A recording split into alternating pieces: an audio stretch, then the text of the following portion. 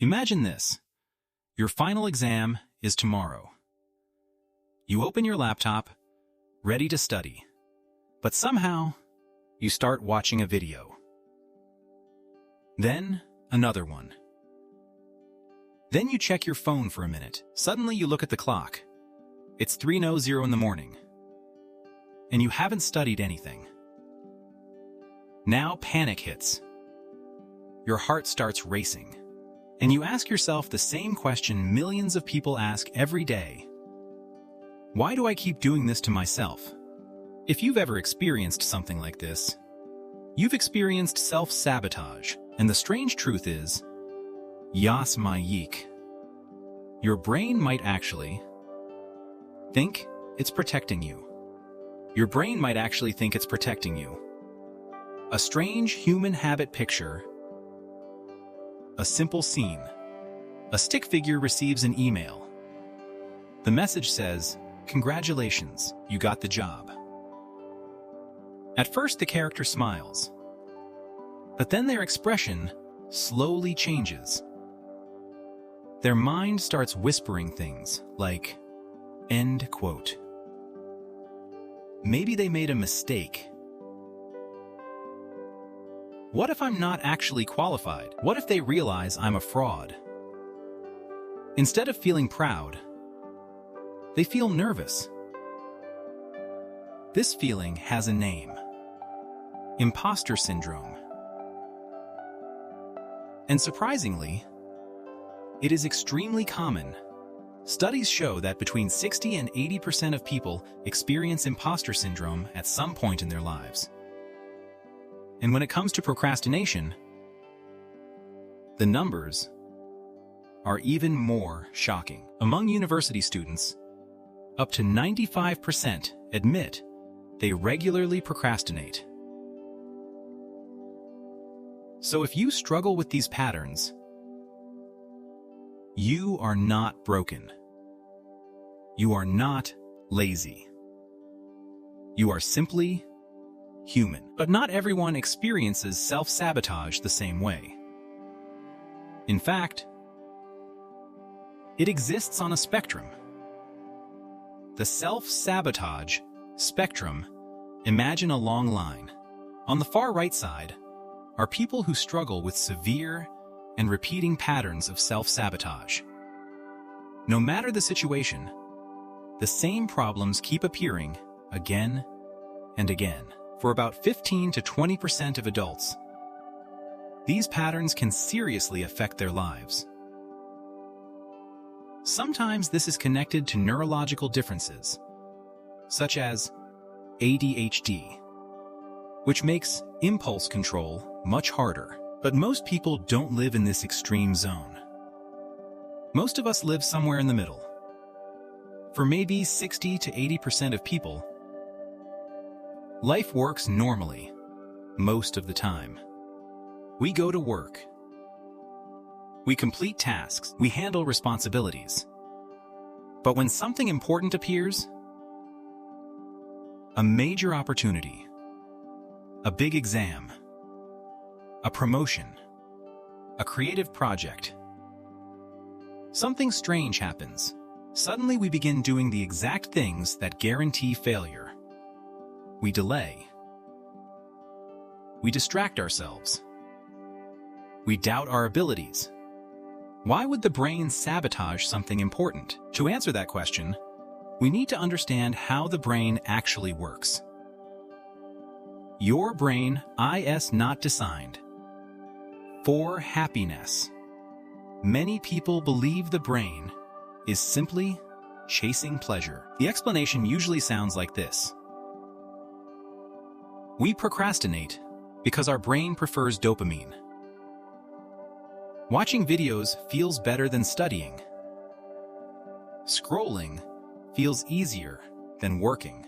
There is some truth to this idea, but it misses something deeper. Your brain is not primarily a pleasure-seeking machine. It is a prediction machine. Its main job is to predict what will happen next. Thousands of years ago, this ability helped humans survive. Your brain constantly asks questions like, is that noise in the bushes dangerous? Is this food safe to eat? Is this stranger friendly or hostile? Accurate predictions meant survival. But today the brain predicts something else as well. Your identity. The internal baseline, imagine a graph. On the vertical axis is your competence or self-worth. Somewhere across that graph, your brain draws a horizontal line. This line represents your internal expectation, your brain's belief about who you are. For example, I'm very capable. I'm average. Or sometimes, I'm not good enough. This line becomes your internal baseline, and your brain constantly compares reality to that baseline. When reality matches the baseline, everything feels stable. Your brain thinks, this makes sense. But when reality moves too far away from that baseline, a problem appears. The H prediction gap. Imagine a stick figure sitting in an exam hall.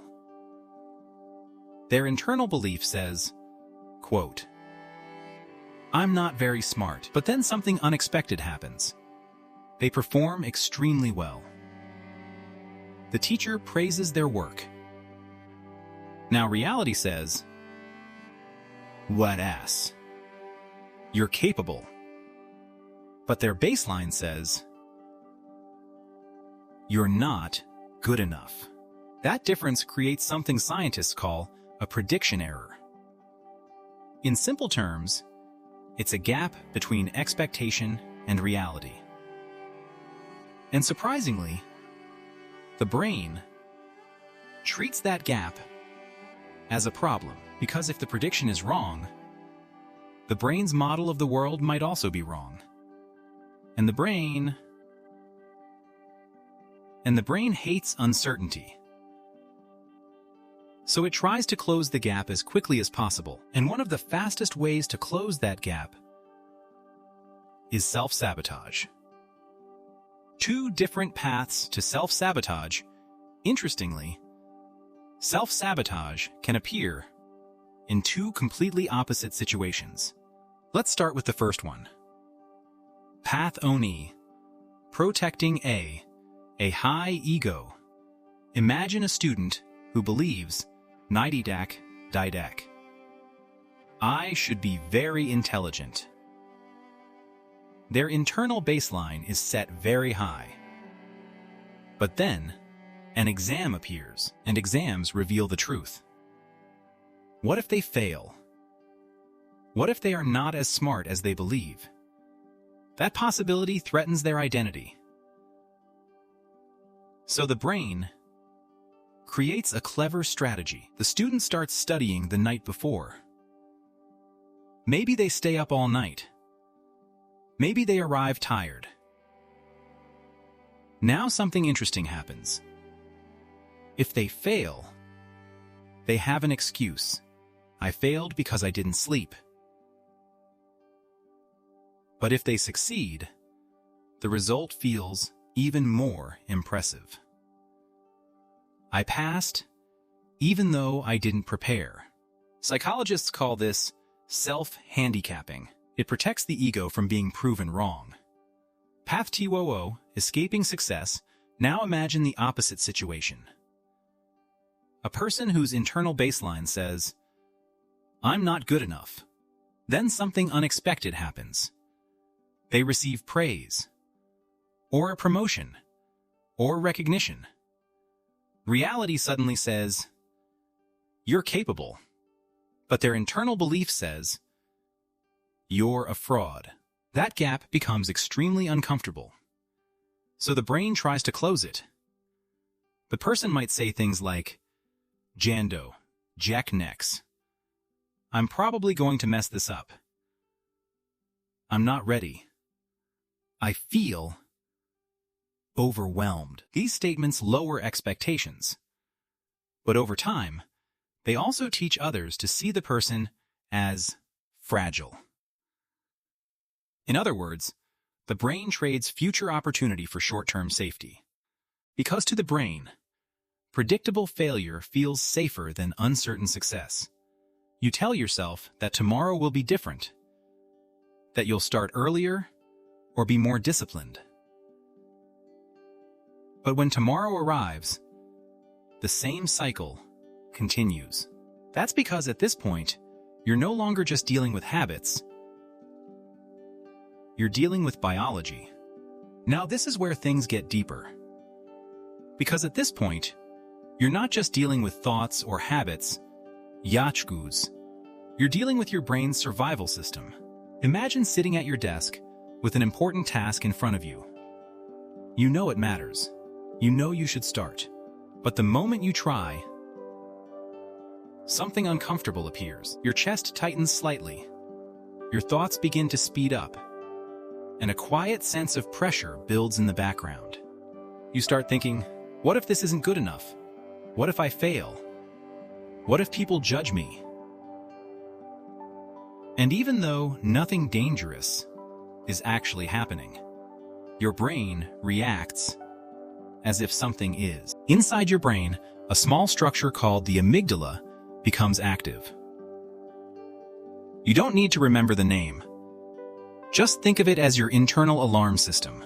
Its job is to detect danger and respond immediately. The problem is that it doesn't clearly distinguish between physical threats and psychological ones. Thousands of years ago, this system helped humans survive predators. Today, it reacts to things like deadlines, exams, presentations, or any situation where your identity might be challenged. So when uncertainty appears, your brain sometimes interprets it as danger, when quote. Not to your body, but to your sense of self. Once that alarm is triggered, your brain shifts into a kind of survival mode. Your rational thinking doesn't disappear completely, but it takes a step back. Your brain is no longer focused on making the best long-term decision. Instead, it's trying to reduce discomfort as quickly as possible. That's why the urge suddenly appears. You feel pulled toward your phone, a video, a snack, or anything that provides immediate relief. It's not random, and it's not weakness. It's your brain trying to escape what it perceives as a threat. At the same time, another system in your brain is supposed to help you stay on track. You can think of it as your mental brake. This system allows you to pause, resist impulses, and follow through on what you know you should do. But when the emotional alarm is loud, that brake becomes weaker. It's like driving downhill with failing brakes. Your emotional brain is pressing the accelerator, pushing you toward distraction, while your rational brain is trying to slow things down, but doesn't have enough force.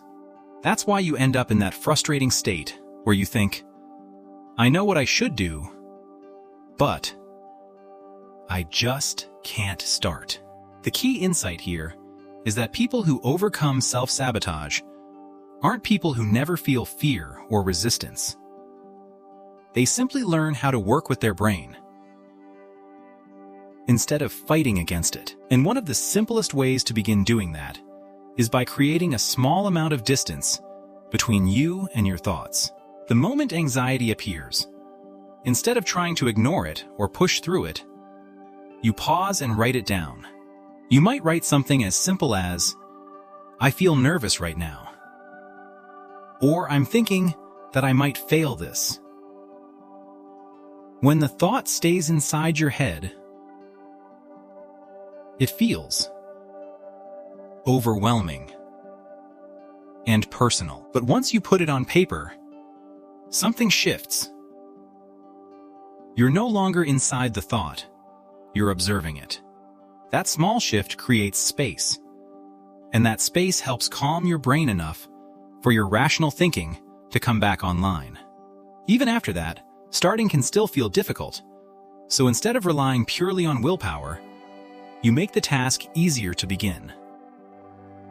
One of the most effective ways to do this is by lowering the standard. Instead of trying to do something well, you give yourself permission to do it badly. For example, you might tell yourself that for the next 20 minutes, your only goal is to produce the worst possible version of the task. Messy, incomplete, imperfect, it doesn't matter. This removes the pressure that triggers fear. Because if your goal is to do it badly, then you can't fail. And once you begin, momentum naturally starts to build. What seemed impossible a few minutes ago suddenly feels manageable, simply because you've crossed the hardest barrier, which is starting. Another powerful approach is to remove decision-making entirely by creating simple rules. Instead of relying on motivation, you decide in advance what you'll do in specific situations. For example, you might set a rule like, if I sit at my desk, I start working immediately. Or, if I come home, I put my phone in a drawer. These small if-then plans may seem insignificant, but they work because your brain prefers clear instructions. When the situation appears, the decision has already been made, which reduces friction and makes action more automatic. But even with these strategies, you'll still experience urges to avoid your work. That part doesn't disappear, and it's not supposed to. The difference is how you respond to it. Instead of fighting the urge or immediately giving in, you learn to observe it. When the urge appears, you pause and notice it. You might even rate it. Like, this urge is an 8 out of 10. Then you wait. You pay attention to where you feel it in your body. Maybe in your chest, your hands, or your stomach. After a minute or two, you check. Again, most of the time, the intensity starts to drop. This happens because urges behave like waves. They rise, reach a peak, and then fall. By observing the urge without acting on it, you're training your brain.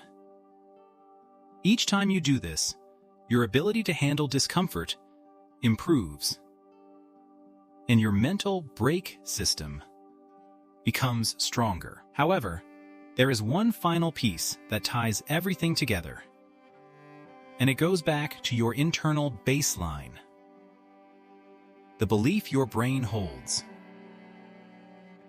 about who you are. If that belief stays the same, self-sabotage will continue to return, no matter how many techniques you use. So over time, the goal is to gently update that belief through experience. Instead of assuming something will go badly, you treat it like an experiment. You test it. For example, if you believe that sharing your work will make people judge you, you try sharing it with someone you trust and observe what actually happens. In many cases, the response is more supportive than expected. You receive feedback, encouragement, or even appreciation. Each of these experiences becomes new evidence, and slowly, your brain begins to adjust its model.